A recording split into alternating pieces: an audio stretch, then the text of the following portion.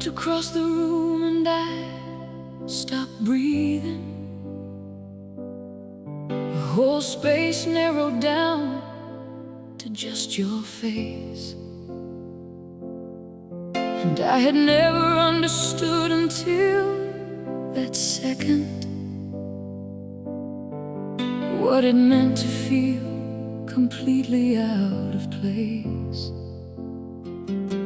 Inside my own chest, like my ribs had rearranged themselves around you. And I stood there holding something I'd been handed, that I didn't know I'd spend the rest of life pursuing. And I couldn't say your name without my voice doing something I couldn't quite control. And I couldn't be in the same room as your laughter without something coming loose inside my hole. The first time you looked at me, the whole world shifted left. The first time you looked at me, I forgot how to take a breath. And I have loved and lost and loved again since then, but nothing ever matched that first electricity. The first time you looked at me, I didn't know yet what you'd cost, what you'd cost.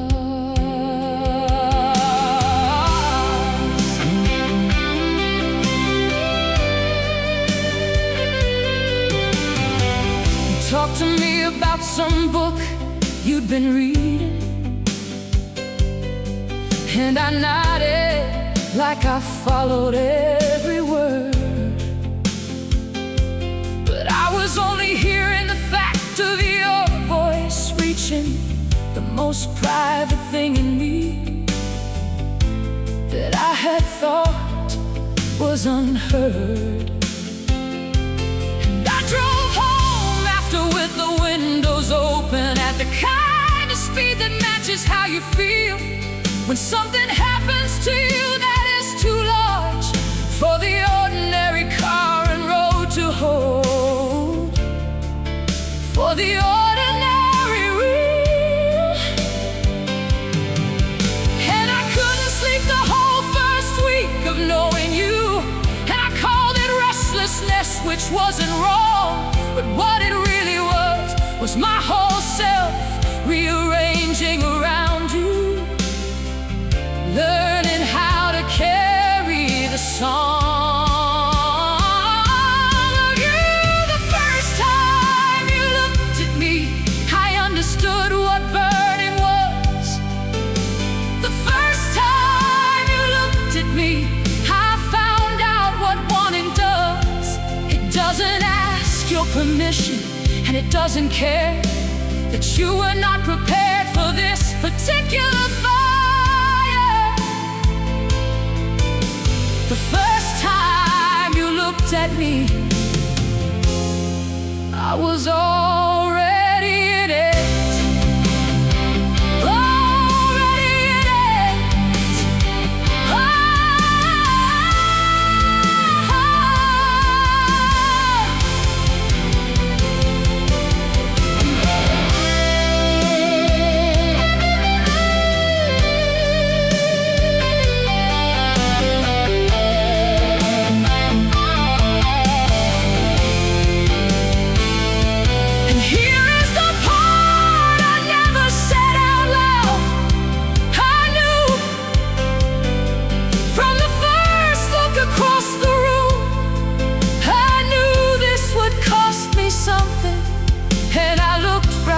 At you and walk straight into it, knowing,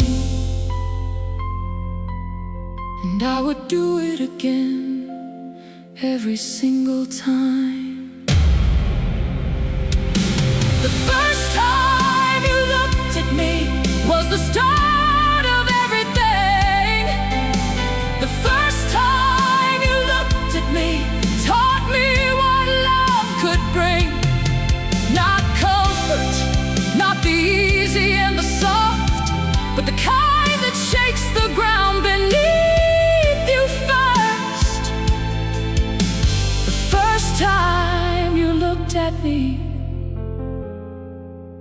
I was burning,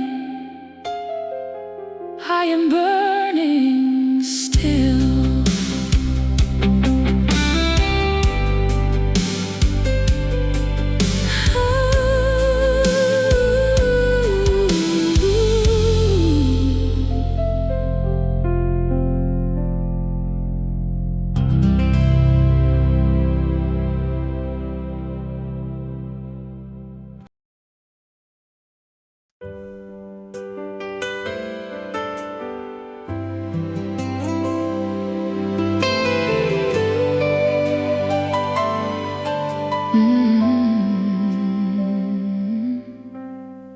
I passed the park where we used to sit at dusk.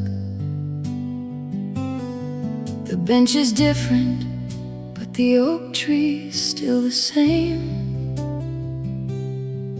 And I saw without quite knowing I am slowing. The way the body carries what the mind can't name. You were the first person who made me wanna be exactly what I was, without the careful edit. And I didn't have the words for it at the time.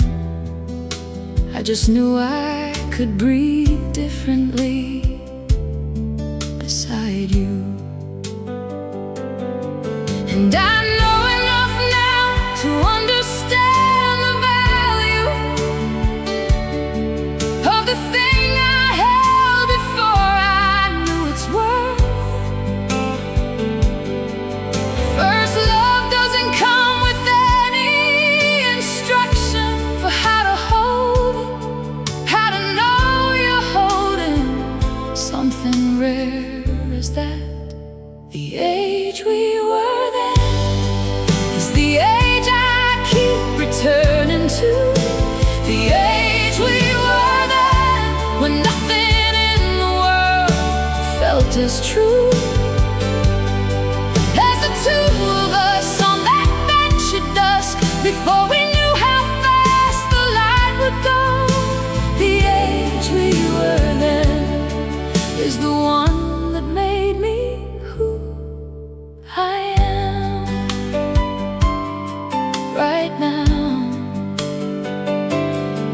I heard a song the other day you used to love,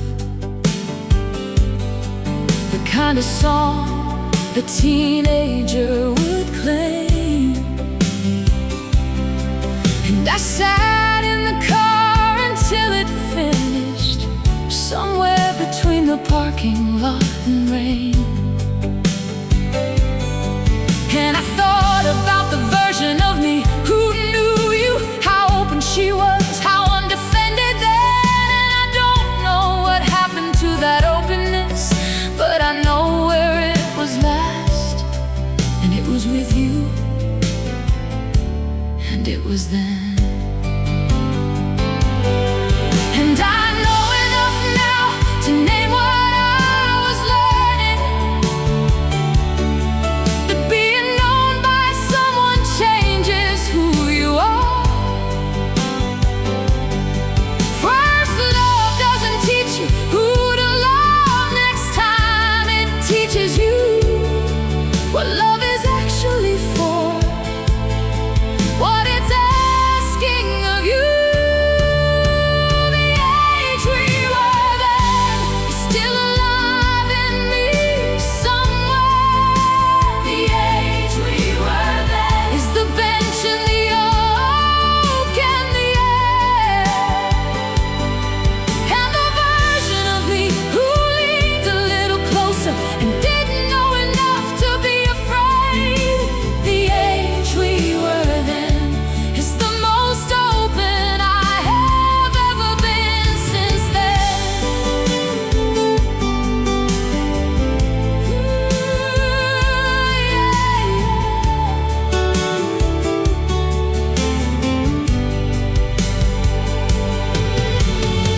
And here is what the years have shown me. First love is not the blueprint It is not the template for what comes after. It is the proof that you can be that open, that unguarded, that completely there. And I carry that proof now, even when I can't find the feeling beneath the years. I was that open once with you because of you. The age we were then is the thing I keep the most protected. The age we were then, more than I ever would have expected, is the one I go back to when I need to know that I was real once, open once, fully there. The age we were then made me everything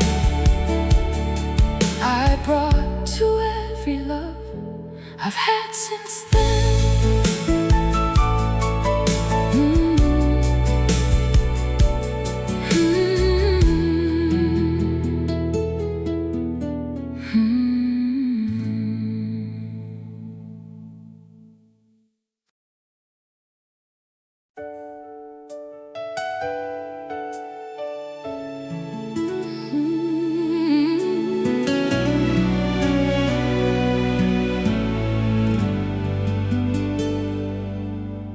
Your handwriting is inside the front cover of a book I've had since the year we were young. You wrote to the one who reads too slowly, and I still laugh at the only joke you ever won. And I've moved it through 4 different houses, that book through cities, through the whole of my life. And something about the keeping of it tells me what you were to me before I knew what you were to me, before I had the word. And I'm not sad about it, I wanna say that clearly to you now. I'm just grateful that the first handwriting that ever wrote for me wrote with that kind of care, that kind of warm attention. Your handwriting on everything is the best kind of evidence. Your handwriting on everything proves what it all meant. The book, the note, the small inscription, the way you wrote my name like it deserved the space. Your handwriting on everything is the first time I was real to someone else's hand, to someone else's eyes.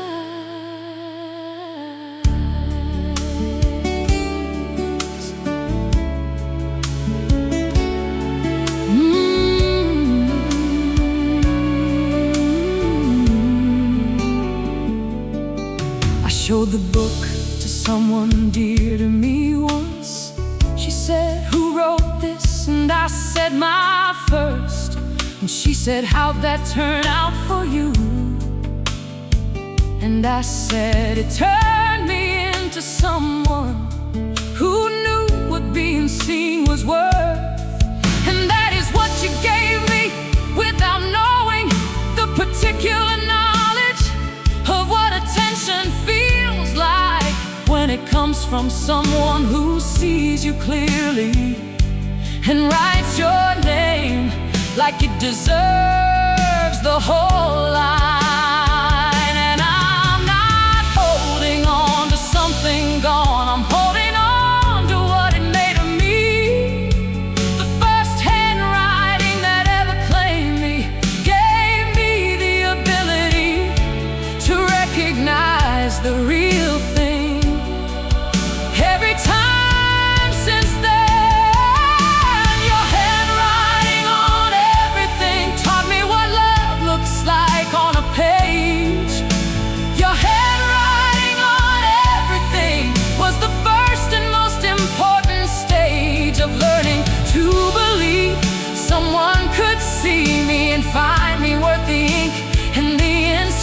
question. Your handwriting on everything is still the warmest thing I carry.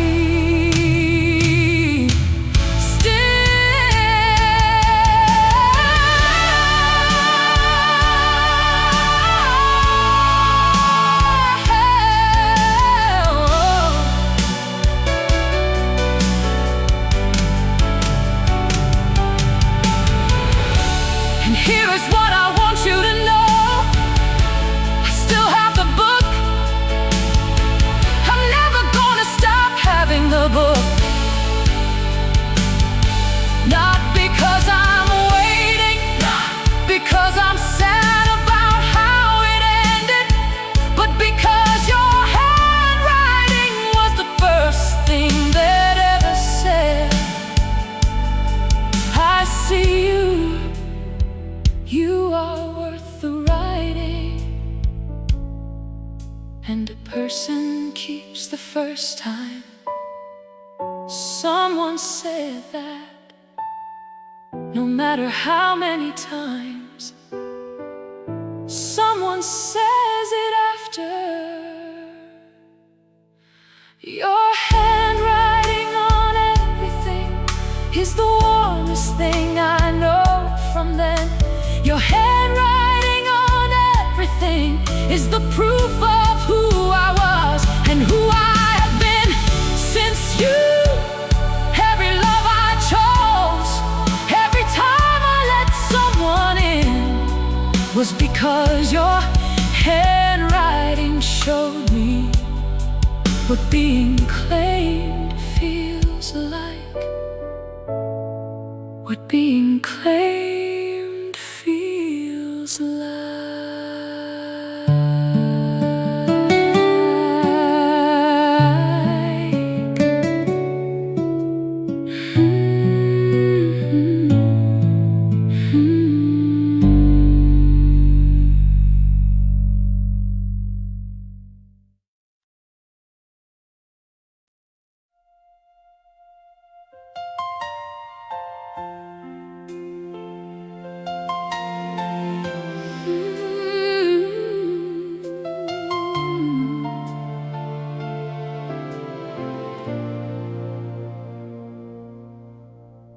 I practiced saying it 100 times into the mirror in the early light, your name and then the rest of it, the whole sentence. And every morning it dissolved by night. I had the words completely memorized. I had the moment chosen, had the place. But every time I stood inside the real version, my mouth opened and let the silence take the space of everything I meant. And I told myself I'd say it when the time was right, that the moment would arrive and I would know. But the moment came and went without a witness, and the love inside me had nowhere left to go, nowhere safe enough to go. What I never said lived in me like a second pulse. What I never said was the whole of what the silence cost. You never knew the full weight of what I carried, all the words that stayed rehearsed and never real. What I never said is the ache that stayed long past the ending, long past the ending.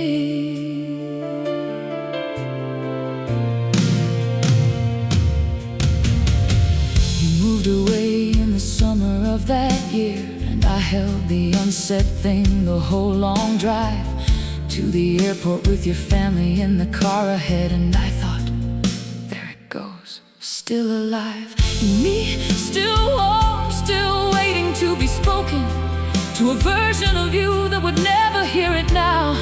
And I stood in the parking lot while the plane lifted and finally said it to the sky. The way you say things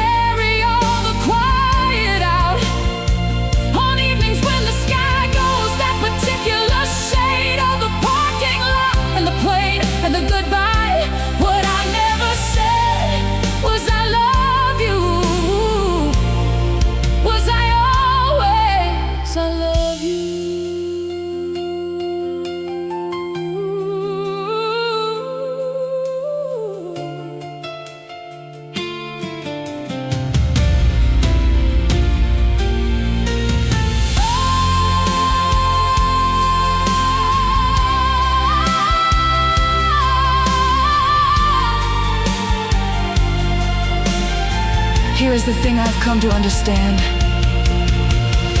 The saying matters, even when the moment's gone, even when the plane is lifted, even when the sky is all there is. Because the unsaid thing stays in you and takes up room that could have been for other things. And I wish I had said it to your face in the specific, not because it would have changed anything, but because you deserve to hear it, and I deserve to say it. And I was too afraid. What I never said, I am saying now, to no one in particular. What I never said was true, was real, was particular. To you, to the you that I was 17. Beside what I never said was I loved you, I loved you. From across every room, from the beginning, from before I knew what love was asking me to do.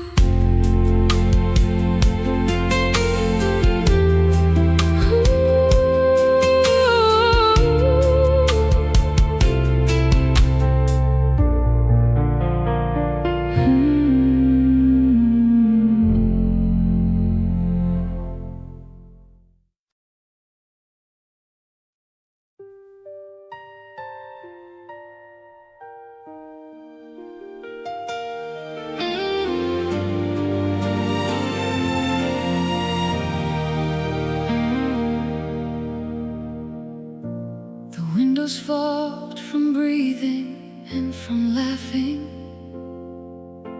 at nothing that would matter years from now. You had the radio on something neither of us knew well, and we sang the parts we could somehow. And the parking lot was empty past the fielding, and the light outside was doing what a late light does. And I thought, this is the whole of what I need, without knowing it was almost over, without knowing what it was. And you reached across and turned the radio lower, and looked at me the way you only looked that once. And I held the whole of it inside my chest, like something I had found that I knew I could not keep for long. The backseat of your car was where I lost the first version of me. The backseat of your car was where I stopped being free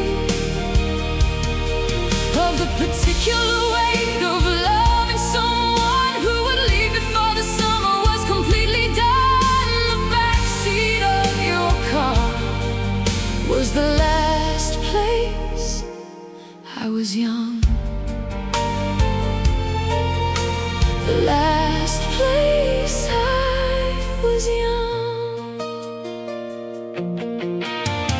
The song on the radio got to the part we knew, and you sang it wrong on purpose, like you always did. And I laughed the way I only laughed with you, the kind that comes from somewhere real and hidden.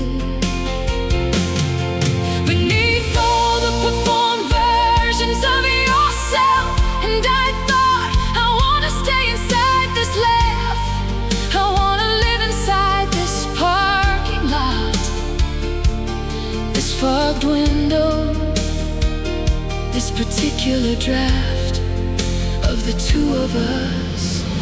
And you reached across and took my hand so quietly, like you knew without my saying that I knew. And the radio played on in the space between us, and neither one of us said what was true. What was already true. Backseat of your car is the place I come back to when I'm cold. The backseat of your car is the warmth before the cold. Before the summer ended and you left for the city, before the first love was the first thing I had lost. The backseat of your car was the last warm thing before the winter started. Before the winter comes.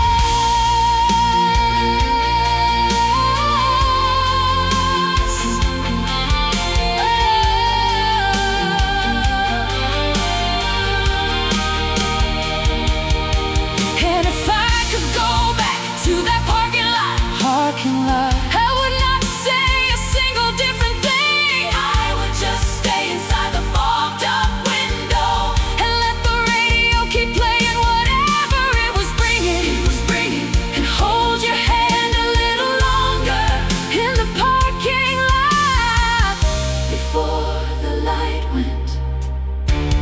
Before the light went.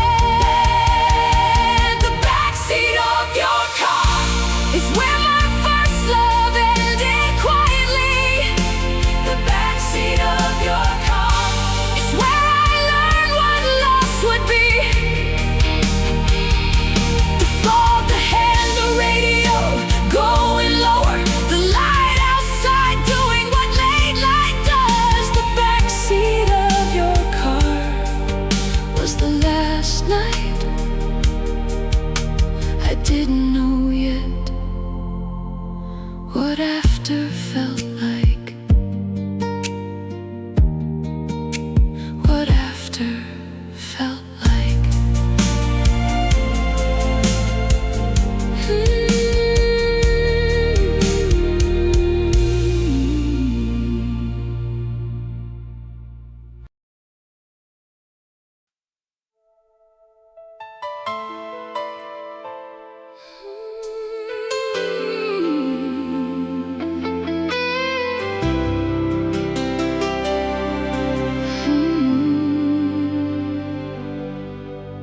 You looked across the room and I stopped breathing.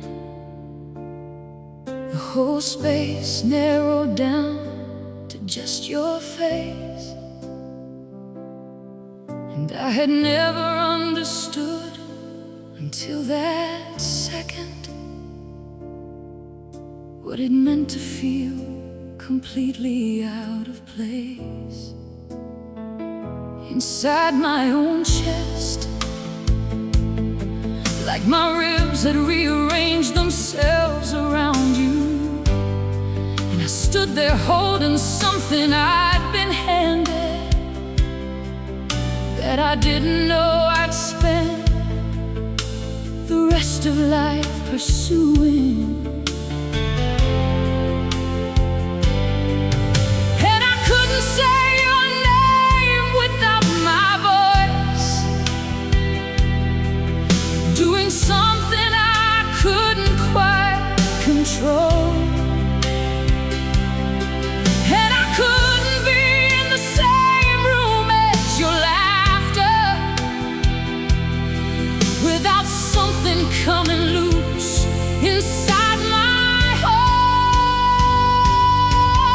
The first time you looked at me, the whole world shifted left. The first time you looked at me, I forgot how to take a breath. And I have loved and lost and loved again since then, but nothing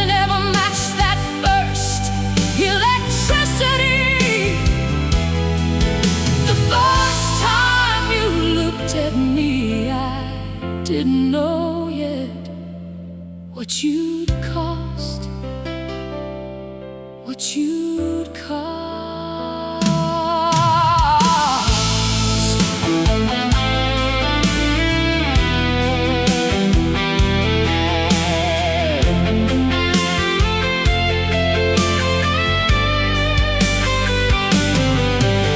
You talked to me about some book you'd been reading, and I nodded like I followed every word. But I was only hearing the fact of your voice reaching the most private thing in me that I had thought was unheard. And I drove home after with the windows open, at the kind of speed that matches how you feel. When something happens to you that is too large for the ordinary car and road to hold, for the ordinary real. And I couldn't sleep the whole first week of knowing you, and I called it restlessness, which wasn't wrong. But what it really was my whole self rearranging around you, learning how to carry the song of you. The first time you looked at me, I understood what burning was. The first time you looked at me, I found out what wanting does. It doesn't ask your permission, and it doesn't care that you were not prepared for this particular fight. The first time you looked at me, I was already in it, already in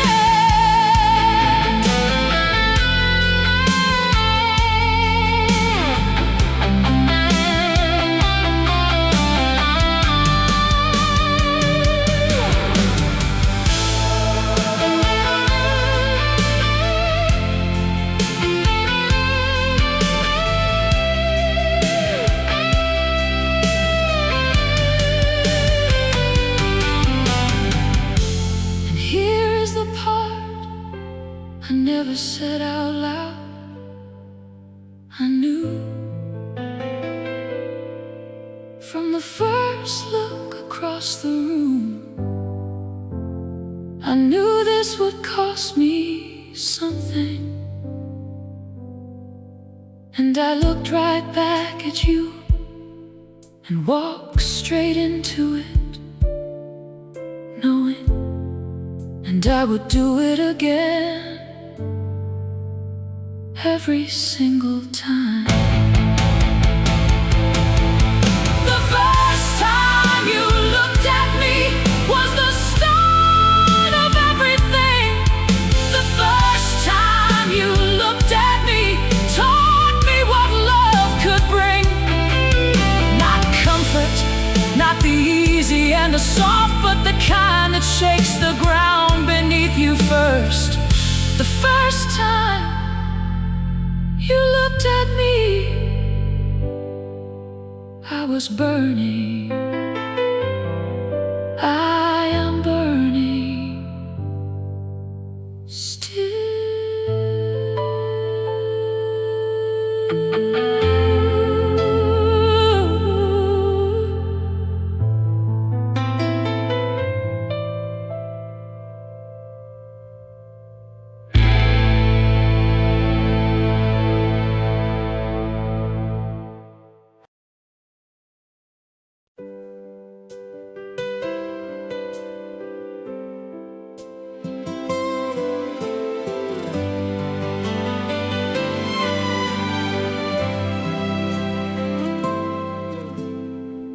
past the park where we used to sit at dusk. The bench is different, but the oak tree's still the same. And I slow without quite knowing I am slowing. The way the body carries what the mind can't name. You were the first person who made me wanna be exactly what I was, without the careful edit. And I didn't have the words for it at the time. I just knew I could breathe differently beside you. And I know enough now to understand the value of the thing I held before I knew its worth. First, love doesn't come with any instruction for how to hold it, how to know you're holding something rare as that. The age we were then is the age I keep returning to. The age we were then, when nothing in the world felt as true as the two of us on that bench at dusk, before we knew how fast the light would go. The age we were then is the one that made me who I am right now. I heard a song the other day you used to love, the kind of song a teenager would claim. And I sat in the car until it finished, somewhere between the parking lot and rain. And I thought about the version of me who knew you, how open she was, how undefended then. And I don't know what happened to that openness, but I know where it was last, and it was with you, and it was then. And I know enough now to name what I was learning, that being known by someone changes who you are. First, love doesn't teach you who to love next time.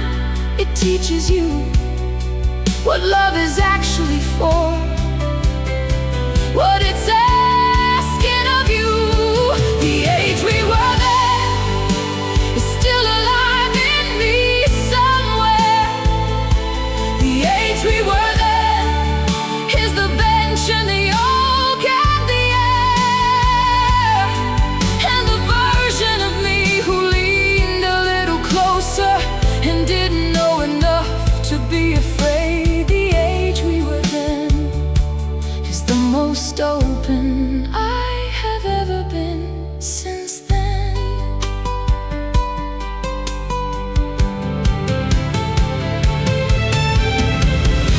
And here is what the years have shown me. First, love is not the blueprint, it is not the template for what comes after. It is the proof that you can be that open, that unguarded, that completely there. And I carry that proof now, even when I can't find the feeling beneath the years. I was that open once with you, because of you. The age we were then is the thing I keep the most protected.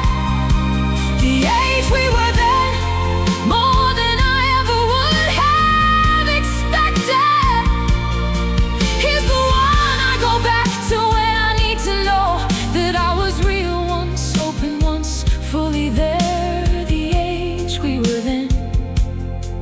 made me everything I brought to every love I've had since then.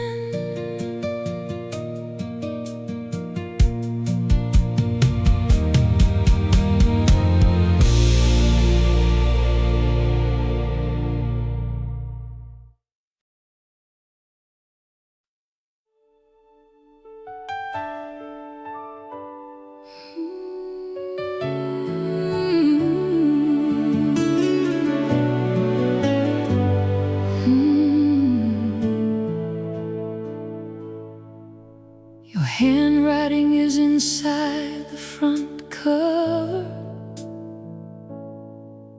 of a book I've had since the year we were young.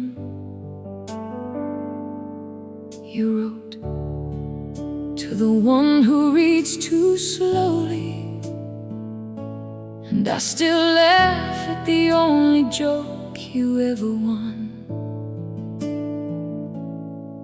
And I've moved it through 4 different houses, that book through cities, through the whole of my life. And something about the keeping of it tells me what you were to me before I knew what you were to me, before I had the word. And I'm not sad about it. I want to say that clearly to you now. I'm just grateful that the first handwriting that ever wrote for me wrote with that kind of care, that kind of warm attention. Your handwriting on everything is the best kind of evidence. Your handwriting on everything proves what it all meant.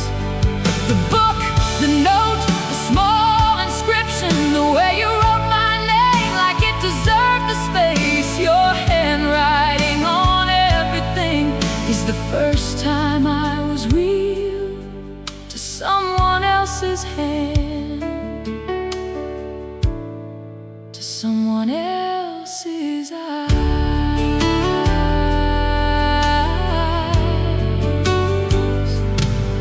I showed the book to someone dear to me once. She said, "Who wrote this?" And I said, "My first." And she said, "How'd that turn out for you?" And I said, "It turned me into someone who knew what being seen was worth." And that is what you gave me without knowing the particular knowledge of what attention feels like when it comes from someone who sees you clearly and writes your name like it deserves the whole line. And I'm not holding on to something gone, I'm holding on to what it made of me. The first handwriting that ever claimed me gave me the ability to recognize the real thing every time since then. Your handwriting on everything taught me what love looks like on a page. Your handwriting on everything was the first and most important stage of learning to believe someone could see me and find me worth the ink and the inscription. Your handwriting on everything is still the warmest thing I carry still.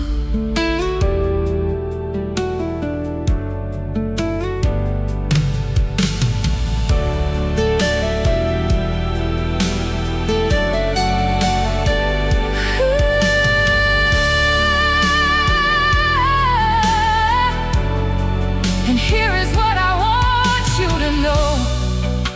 I still have the book. I'm never gonna stop having the book. Not because I'm waiting, not because I'm sad about how it ended, but because your handwriting was the first thing that ever said, I see you, you are worth the writing. And a person keeps the first time.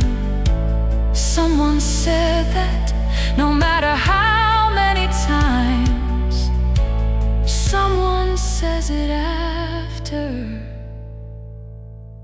Your handwriting on everything is the warmest thing I know from then. Your handwriting on everything is the proof of who I was and who I have been. Sent to you every love I chose, every time I let someone in, was because your handwriting showed me what being claimed feels like.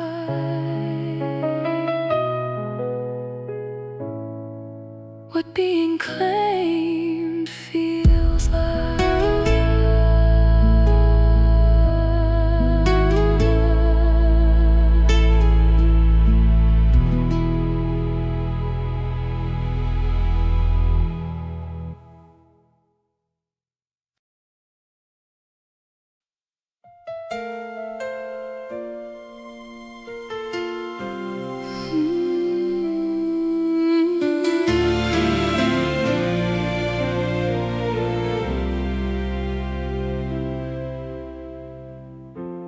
I practiced saying it 100 times into the mirror in the early light.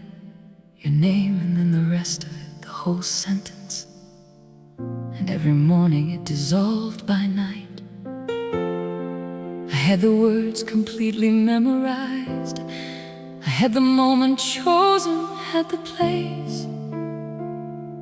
But every time I stood inside the real version, my mouth opened and let the silence take the space of everything I meant.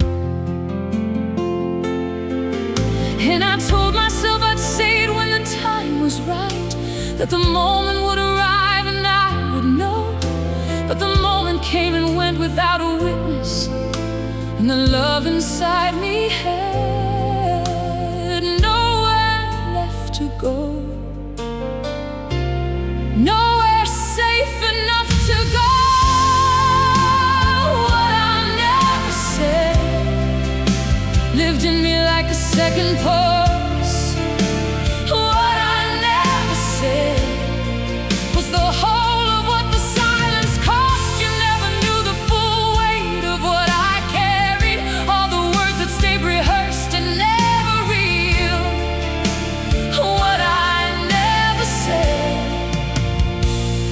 is the ache that stayed long past the ending, long past the ending.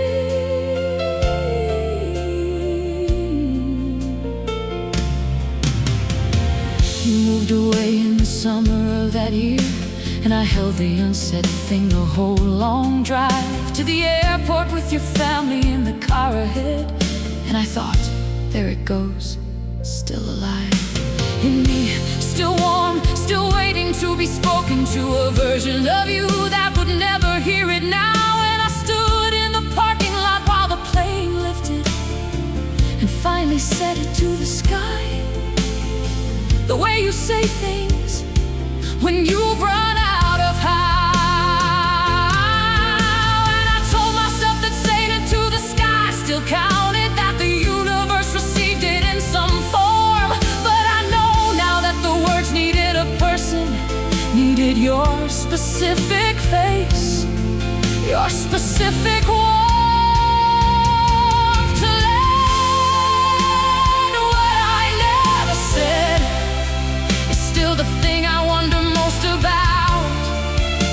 What I never said is what I carry all the quiet out on evenings when the sky goes that particular shade of the parking lot and the plane and the goodbye. What I never said I love you? Was I always? I love you.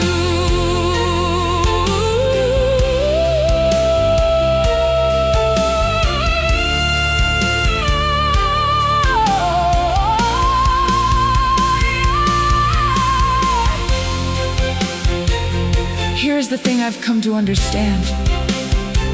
The saying matters, even when the moment's gone, even when the plane is lifted, even when the sky is all there is, because the unsaid thing stays in you and takes up room that could have been for other things. And I wish I had said it to your face in the specific. Not because it would have changed anything, but because you deserve to hear it. And I deserve to say it. And I was too afraid. What I never said, I am saying now to no one in particular. What I never said was true, was real, was particular.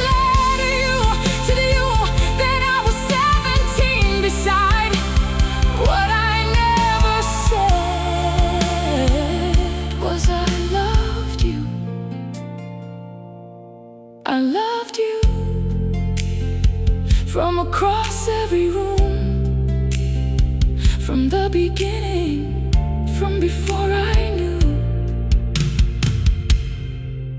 what love was asking me to do.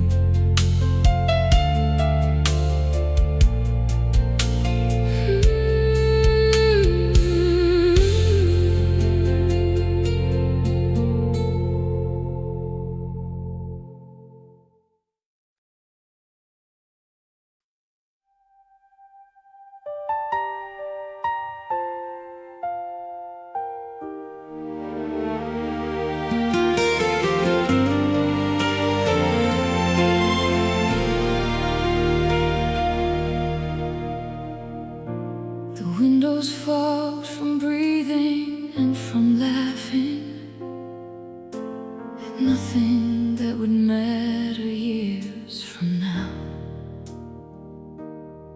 You had the radio on something neither of us knew well,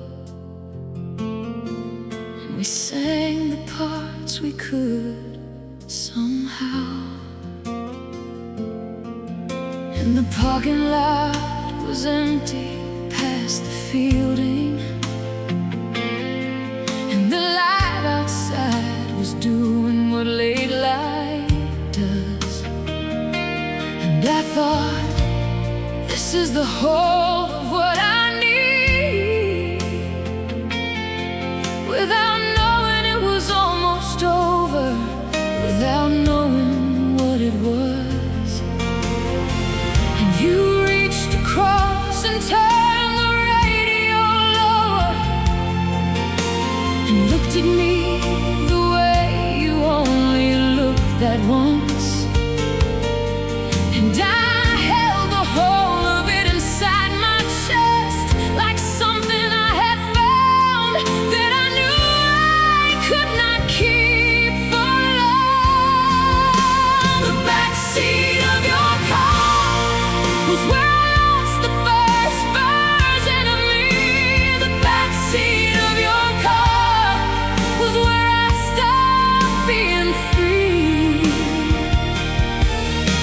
particular weight of loving someone who would leave before the summer was completely done. The backseat of your car was the last place I was young, the last place I was young. The song on the radio got to the part we knew, and you sang it wrong on purpose, like you always did. And I laughed the way I only laughed with you.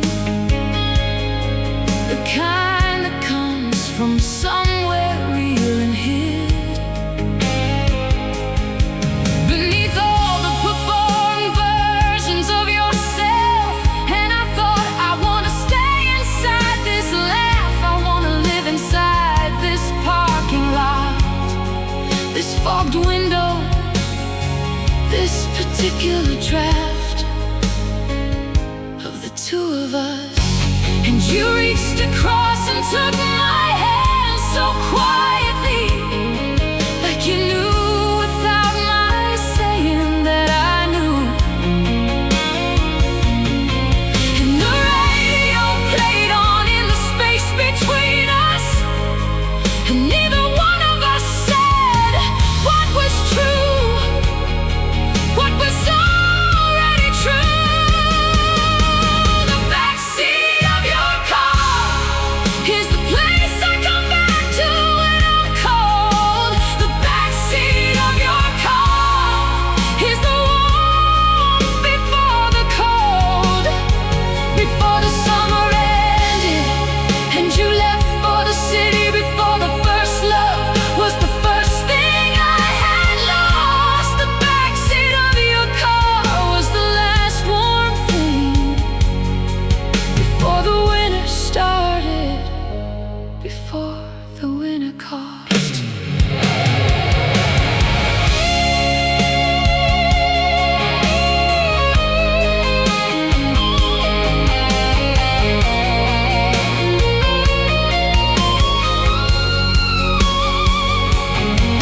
And if I could go back to that parking lot, I would not say a single different thing. I would just stay inside the fogged up window and let the radio keep playing whatever it was bringing. And hold your hand a little longer in the parking lot before the light went, before the light went. The backseat of your car is where my first love ended quietly. The backseat of your car is where I learned what loss would be. The fog, the hand, the radio going lower, the light outside doing what late light does. The backseat of your car was the last night I didn't know yet what after felt like, what after felt like.